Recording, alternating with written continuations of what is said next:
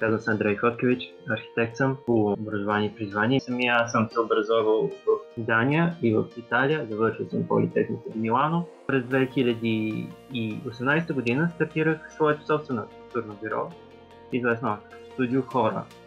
Хора, защото човекът е центърът на архитектурата, която ние създаваме. Паралелно с професионалното си развитие стартирах и проекта Ефемера. Ефемера е изследователската дейност, която развивам. Аз искам да ви разкажа за три основни точки, които съм научил в кариерния си път. Първата стъпка, която поне аз открих, е именно харесвай или не.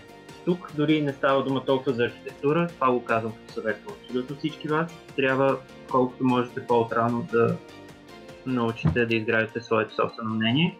Първият проект беше дошъл с задача от клиент, който искаше да си построи паркинг. Тогава ние казахме на клиента, тъй като в този район няма достатъчно спортни зали, какво ще кажеш върху този паркинг, всъщност да изградиме изцяло спортна сграда и да направим нещо като небостъргач от спортни зали. И този проект под една или друга форма ни отвори съзнанието за това, че аз изключително много се интересувам от динамиката, не от това как една сграда ще изглежда, а по-скоро от това как една сграда ще живее.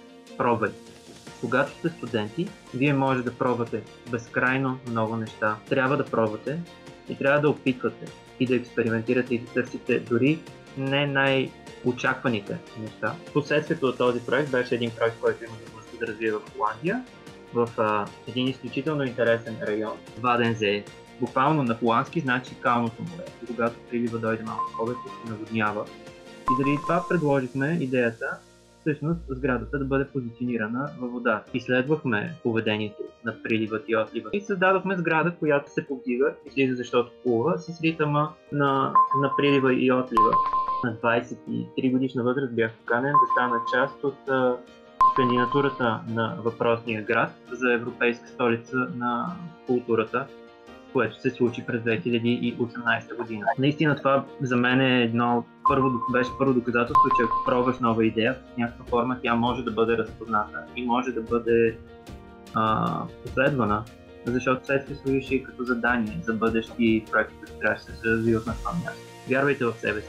Това е едно качество, което вие също трябва да изграждате за напред и увереността за нещата, които правите, защото тази увереност ще ви даде възможност да ги надградите. Следващата задача беше музеят на бъдещето. Сградите, които се случват, те са като едно огледало, което отразява обществото, в което живеем. Съответно аз си казах, окей, нека да направя това нещо не чрез традиционната идея да направя стени покрив, ами чрез устройство, по начин, по който всъщност се създават всичките творения на периода, в който живеем. Една сграда тя трябва да ни дава комфорт, трябва да ни даде уединение, трябва да ни даде подслон и трябва да има функция. Всъщност така създадох система от микроклимат, работеща на принципа на конвекцията, уединение. В вашите слушалки доста често има една система, която се нарича Active Noise Control. Когато двете вълни се сблъскват, те започват да се намалят и почти анулират. За да мога да придам подслон, намерих една изключително интересна технология, която е известна още като въздушния чадър. Въздушният чадър представлява една грубоказана тръба с мотор отгоре, която смуква въздуха и се дава въздушна маса, която изблъсква дъжда на тебе. И тъй като трябваше да интегрирам функция в целият този процес, намерих една интересна технология, за да може да видиш виртуален обект в физическото пространство. Пробвайте нови неща, пробвайте нови идеи, това да повярваш в идеята си е това, което ще издържа живота.